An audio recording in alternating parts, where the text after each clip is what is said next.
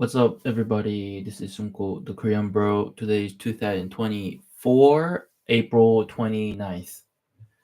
And let's see. Okay. Hmm. Uh, okay.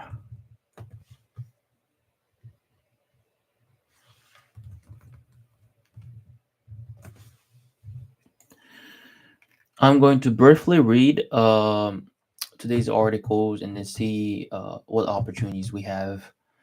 And we'll move on to yaofinance.com and see some of interesting news. And then we'll move on to the book that I'm reading. Okay. Billionaire Bill Ackman has almost 20% of his Pershing Square portfolio invested in Magnificent Seven stock. What is it? Pershing Square, Alma's firm, bought shares in dominant internet enterprise Alphabet at a cheap valuation, powerful competitive advantages, growth prospect, and pristine financials characterized this successful company. Investors who missed the stock's rise in the past year will still find the current valuation attractive. Hmm. Fantastic business. Yeah. Alphabet shares traded at a forward price earnings ratio of just 16 when Altman first started purchasing the stock. They look to be a smart use of capital. The past year shares have moved 49% higher. Even so, I think the valuation right now is compelling at a forward PE multiple of 23.2. Alphabet still looks like a no-brainer buying opportunity. 23.2. Okay. Altman added Alphabet to be the Pershing Square portfolio in the first quarter of 2023. At that time, there were huge fears about the business falling behind artificial intelligence wars. With the benefit of hindsight, these wars were overblown. There might be no company better positioned than Alphabet to harness the power of this technology. Since as far back as 2001, Alphabet has been using AI and machine learning within search, and AI is already a key tool within our other popular products like Maps, Gmail, and YouTube. We're planning to introduce even more features to better serve users. Management team has a huge advantage because business possesses virtually unlimited financial resources as well as elite tech talent and know-how to be at the forefront of the AI revolution. In 2016, CEO Sundar Pichai pivoted off his strategy to be AI first.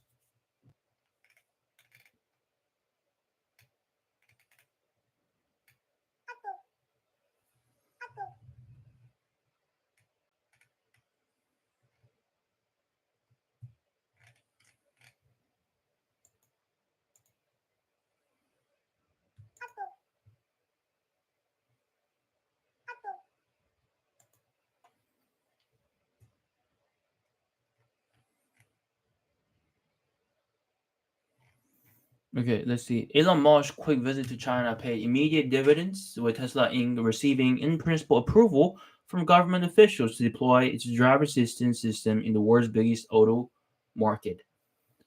The U.S. car maker was granted the approval under certain conditions, according to a person with knowledge of the matter who asked not to be identified because details of all the criteria aren't clear. Tesla did manage to clear two of the most important hurdles, reaching a mapping and navigation deal with Chinese tech giant Baidu, and meeting requirements for how it handles data security and privacy issues. Tesla shares soared as much as 12% shortly after the start of U.S. trading, while Baidu jumped 2.4% in Hong Kong. Tesla didn't respond to the request for comment on the status of its attempt to secure regulatory approval.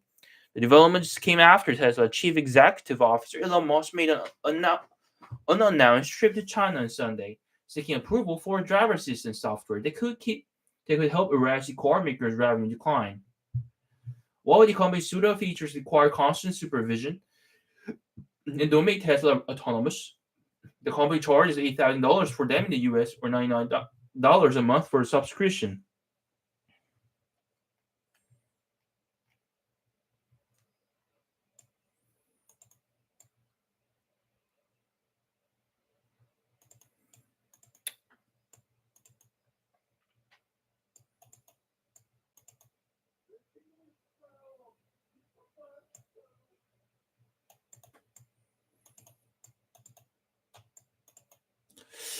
Okay. Warren Buffett owns over $2 billion of this forever stock. Is it a no-brainer buy after another stellar quarter? Investors love to look at what Berkshire Hathaway owns in its public equities portfolio. Some of the biggest holdings are well-known industry heavyweights, including Apple, Bank of America, and Coca-Cola. But there's a much smaller position of business that perhaps even more dominant than any of those names I just mentioned. Buffett owns $2.3 billion worth of this financial stock, making up less than 1% of Berkshire's entire portfolio. Okay, the business I'm talking about is Visa. In the 3 months that ended March 31st, it reported revenue of $8.8 billion and diluted earnings per share of $2.29. Figures that beat Wall Street estimate. The share jumped 3% right after the announcement. The top line was up 10% year over year. It was driven by growth in Visa's active card base by 6%. Additionally, payments volume increased 8% compared to quarter second 2023. Once again, cross-border volume showed remarkable strength. That what's noteworthy is how solid Visa's results continue to be in the face of what many consider an uncertain macro environment. In theory, higher interest rates, inflationary pressures, fears about recession should discourage higher spending. We can't talk about Visa without mentioning how profitable it is. The second quarter operating income reached $5.4 billion, translating to 61% of revenue. Investors will struggle to find companies that can exceed this metric. It points to how lucrative running a payments network at scale like this can be.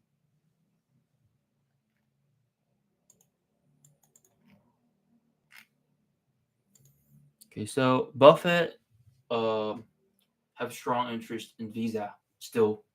Mm,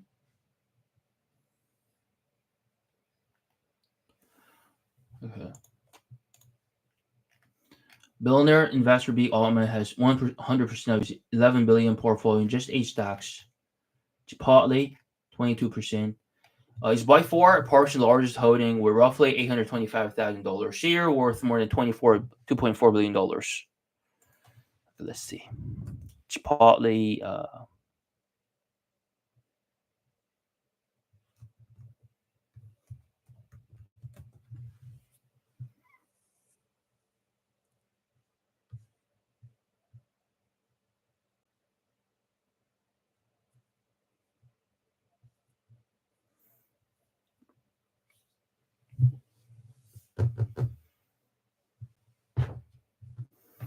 Hilton Hotel. Mm,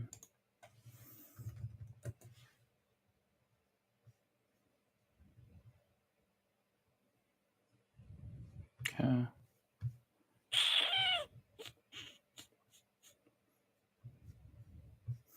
King of dividend safety. Johnson and Johnson uh, has a higher credit rating than the U.S. federal government. The healthcare giant is in the elite class of dividend kings. The company's fortress-like balance sheet and growing free cash flow should enable it to continue increasing its dividend.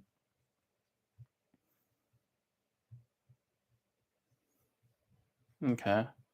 Is arguably one of the safest dividend stocks in the world. The healthcare giant generates durable cash flow and has a fortress-like balance sheet. These features put its 3.4% yielding dividend on a rock-solid foundation. Hmm. King among dividend stocks. Johnson Johnson's strong financial foundation has enabled it to pay a sustainable and growing dividend. The company raised its dividend by 4.2% earlier this year. It's 62nd straight year of increasing the payout. They kept it in the elite group of dividend kings, companies with 50 or more years of consecutive dividend growth. The company has delivered very consistent single digit annual dividend growth over the past decade. Hmm. Another great feature of Johnson & Johnson is its higher dividend yield. Its recent level of 3.4% is more than double the S&P 500's current dividend yield of 1.4%. At that rate, Johnson & Johnson would generate about $34 in annual dividend income for every $1,000 invested in its stock.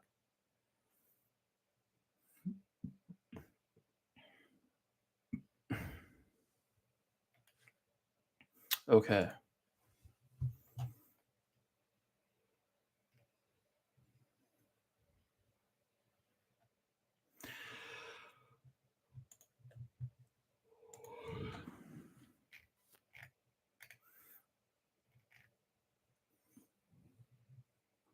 While some would opt for a plain vanilla conservative index fund that tracks the S&P 500, recent history has shown that betting on an index ETF that tracks Nas 100 index is likely the better long-term bet. As far as notional tracking ETFs are concerned, Invesco Nas 100 ETF seems like a superior choice.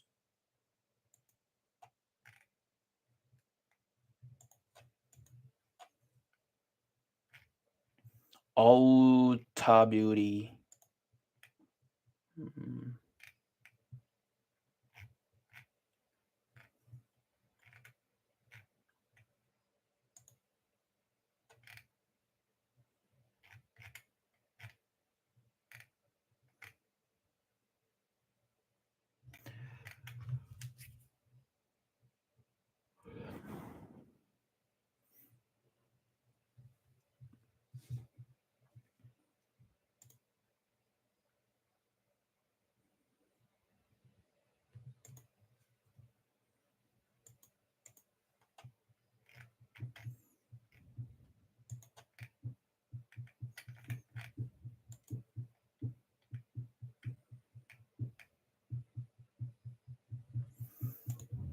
Hmm.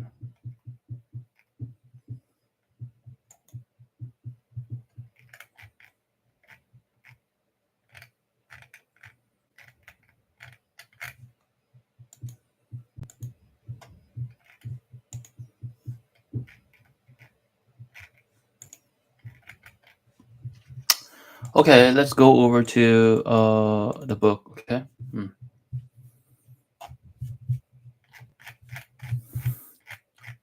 Page 12.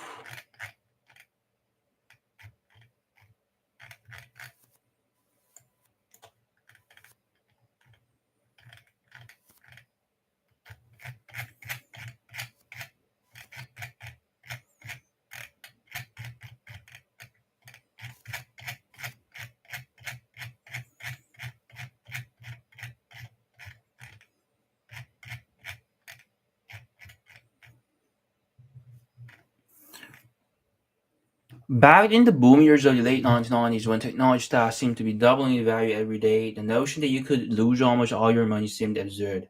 But by the end of 2002, many of the dot-com and telecom stocks had lost 95% of their value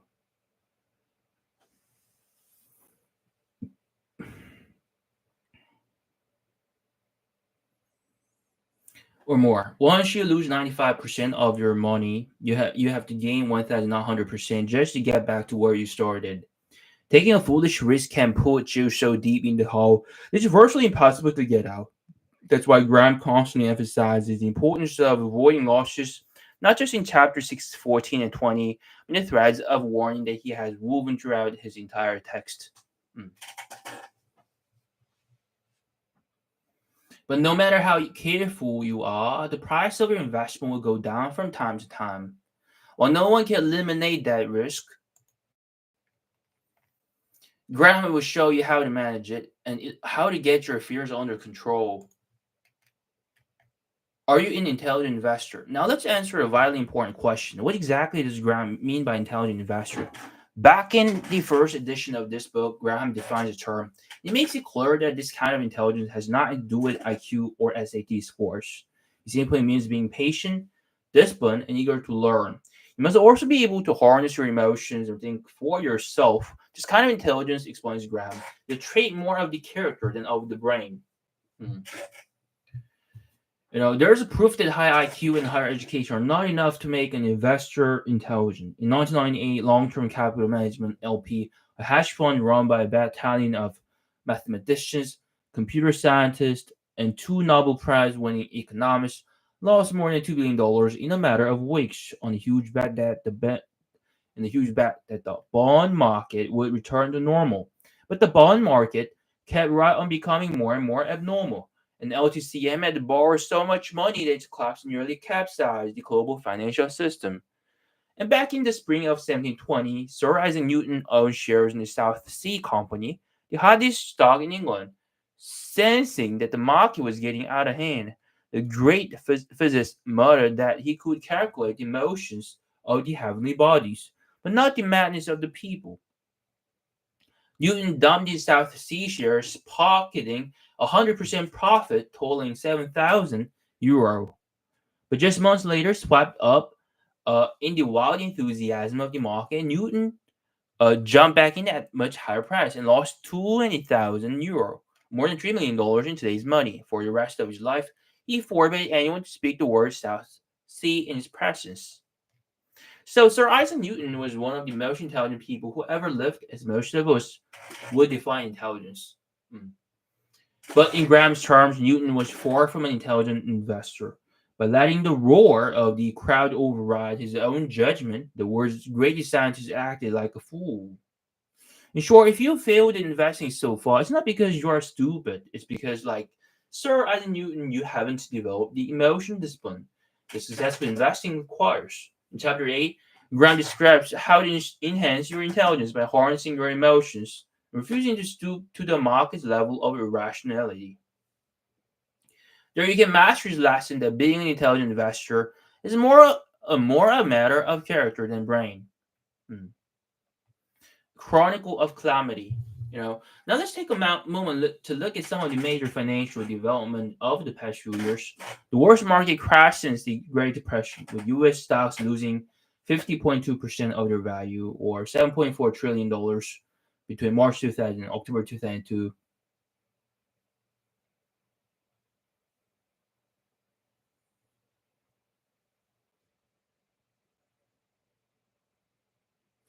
Four deeper drops in the share prices of the hottest companies of the 1990s, including AOL, Cisco, JDS, Uniphase, Lucent, and Qualcomm, pushed the utter destruction of hundreds of internet stocks. Accusations of massive financial fraud, some of the largest and most respected corporations in America, including Enron, Tyco, and Xerox. The bankruptcies of such one glistening companies as Conseco Global, Crossing, and Wellcome.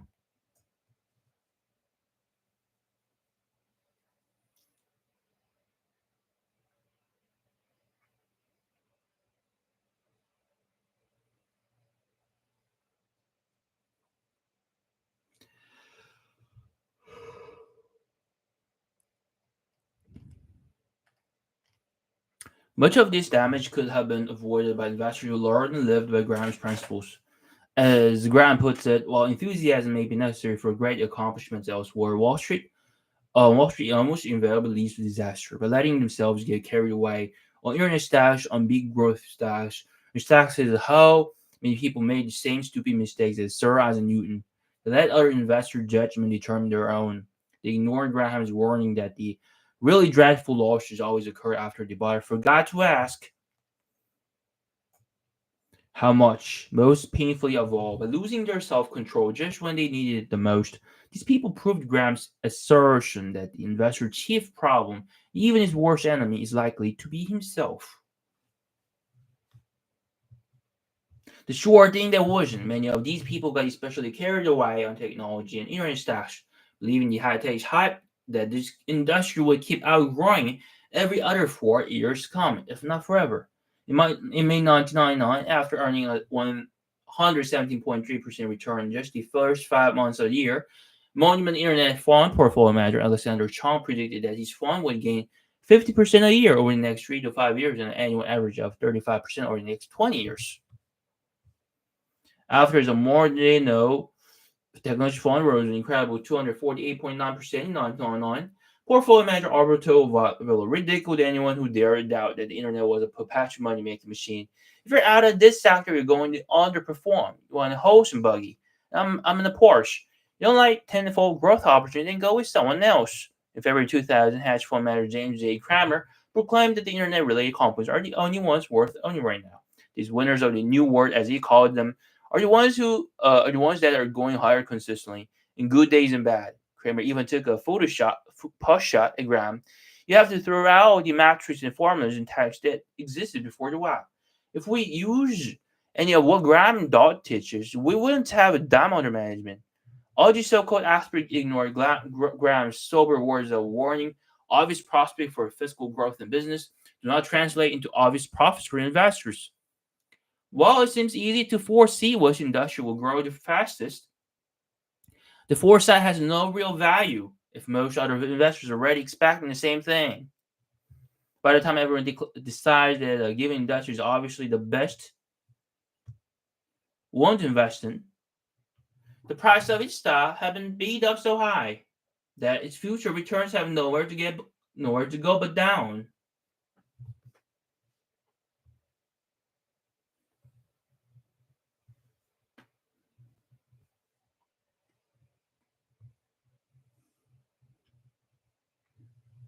For now, at least, no one has the gall to try claiming that technology will still be the world's greatest growth industry. But make sure you remember this. There's people who now claim that the next sure thing will be healthcare or energy or real estate or gold are no more likely to be right in the end than the hamsters of high tech turn out to be.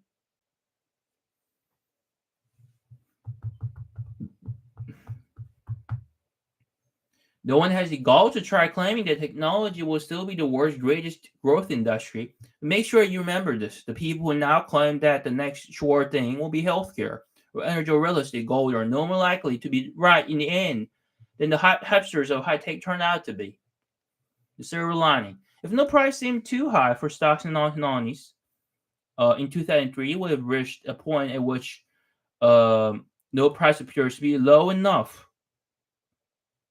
The pendulum has swung, and Graham knew it always does, from irrational exuberance to unjustifiable pessimism. In 2002, investors yanked $27 billion out of stock mutual funds, uh, and a survey conducted by the Security Industry Association found that 1 out of 10 investors had cut back on stocks by at least 25%.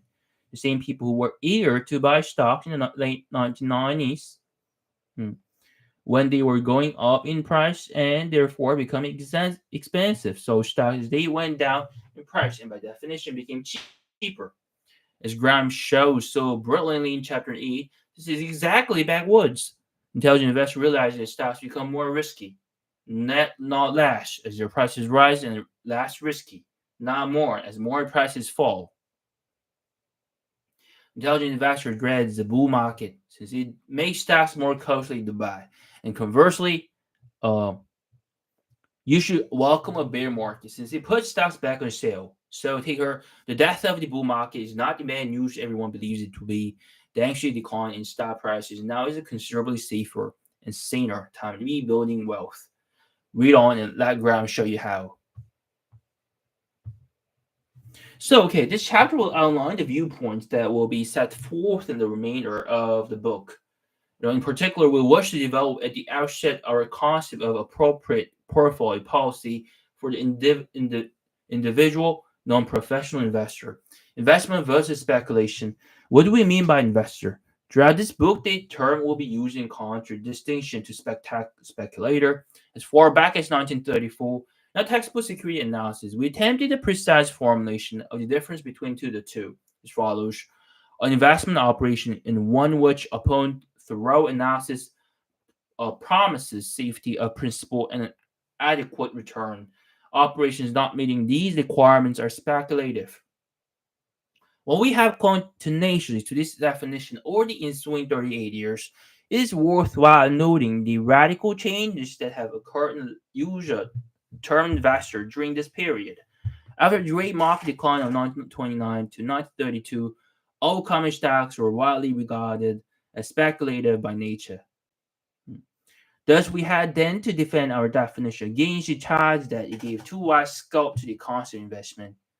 Now, concern is of the opposite sort.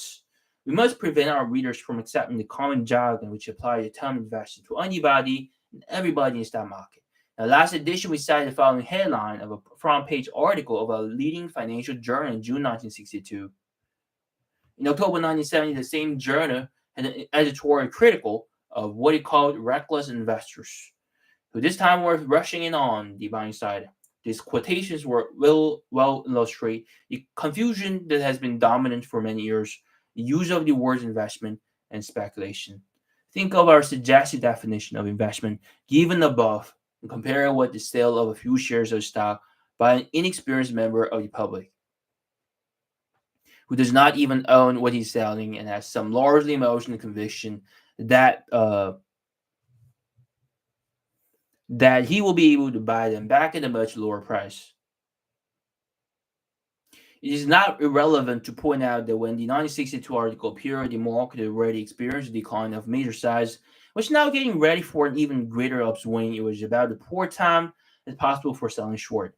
The more generous sense, the later used phrase reckless investors could be regarded as a laughable contradiction in terms. Some, like spendthrift misers, were this misuse of language not so mischievous.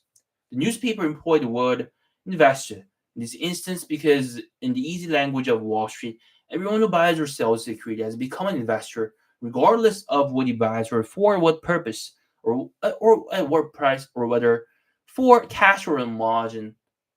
Companies this with the attitude of the public toward common stocks in 1948, when over 90% of those core expressed themselves as opposed to the purchase of common stocks, but half gave as a reason not safe, a gamble.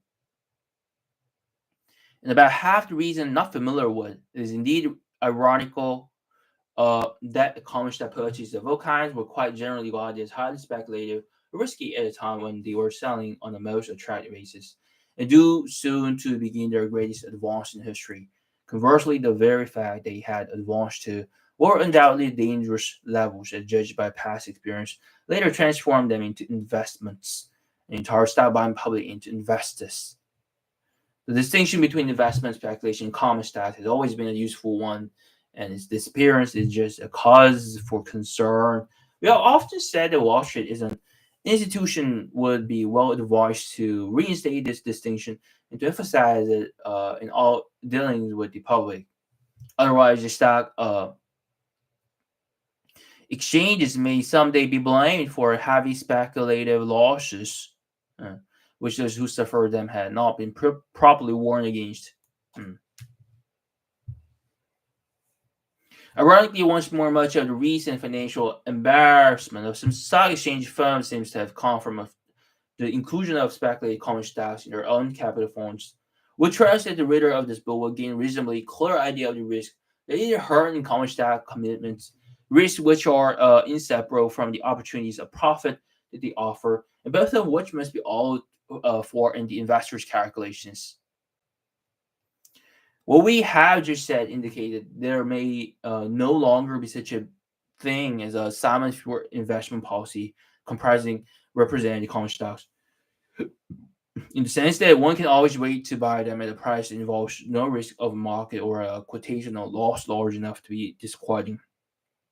In most periods, the investor must recognize the existence of speculative factor. His common stock holdings is his task to keep this component within moderate limits and to be prepared financially and psychologically for adverse results that may be of short or long duration.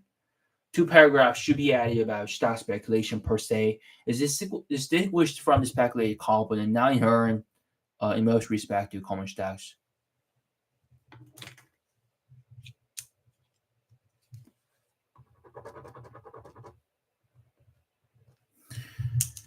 Okay, this is it, and I'm gonna see you tomorrow. Okay, bye bye.